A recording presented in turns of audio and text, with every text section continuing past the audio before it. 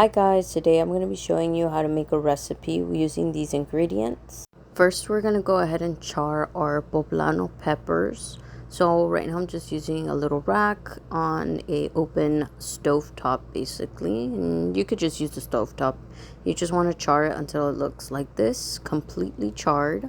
Once you've charred all sides, you want to go ahead and put it in a plastic bag or Ziploc bag. You're going to go ahead and let the bag rest, basically letting the peppers sweat. In the meantime, go ahead and clean out your shrimp. You want to deshell and also devein your shrimp. Right here, I just went ahead and cut it and took out the veins. And then afterwards, I'm just going to go ahead and make sure I wash the shrimp thoroughly to remove all the veins. Then we're going to go ahead and go back to our peppers. Once all of our shrimps are nice and clean, we're going to go ahead and clean our peppers. You want to go ahead and basically remove the skin, the charness from that first layer.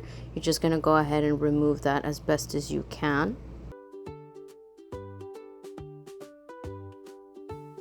Once all the charness is basically completely removed, you want to go ahead and then cut off the stem and take out the seeds from your peppers.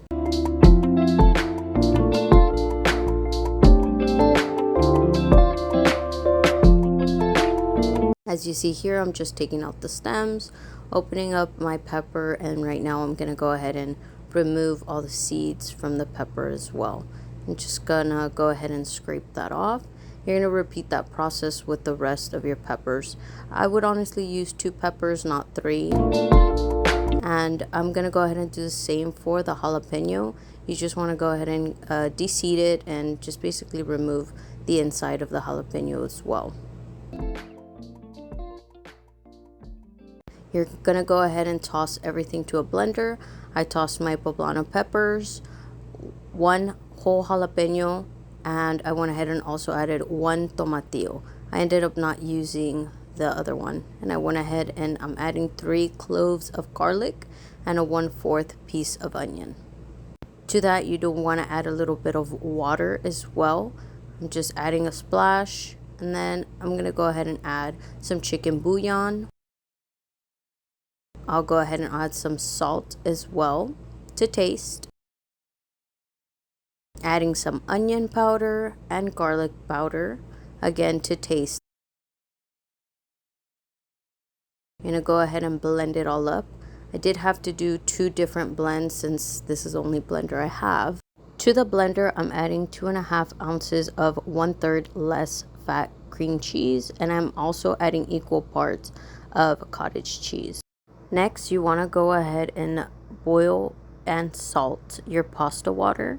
Once that is boiled, you'll go ahead and add your pasta onto that boiling salt water. And make sure you stir occasionally. I did leave mine for 10 minutes, or you want to go ahead and leave it till al dente. Once it's cooked, go ahead and drain your pasta water. Save a little bit, about 1/2 cup, just to add to the sauce. I went ahead and added 1/2 tablespoon of butter, and I'm going to be using this to cook my shrimp. Once that butter is completely melted, you're going to go ahead and add your shrimp and add it as even as possible without crowding the pan too much, so that way you can get an even cook on all the shrimps. I did go ahead and add some seasonings. I add a little bit of garlic, onion powder, and this is all to taste.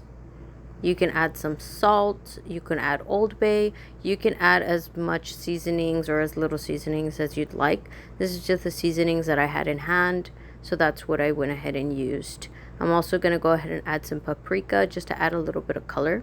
And you can also see these shrimps are already ready from one side based on the color and the sea also. You don't want to overcook it, you want it to look like a perfect sea.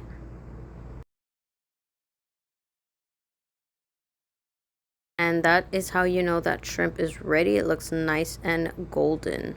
So we're going to go ahead and set that aside.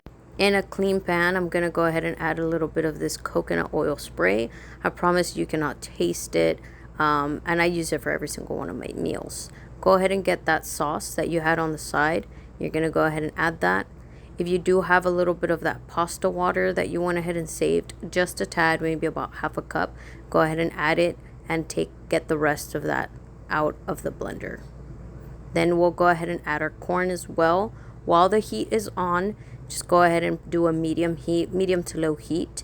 You're just going to go ahead and combine everything together. Your cooked pasta, your corn, and your sauce. And you're just going to go ahead and mix everything in. Then towards the end, you'll go ahead and add those shrimps up top. And that's it. You're ready to eat. I'll go ahead and make sure I leave the serving size in the bottom of the description. I hope you enjoy this recipe and let me know how it goes down below. Bye!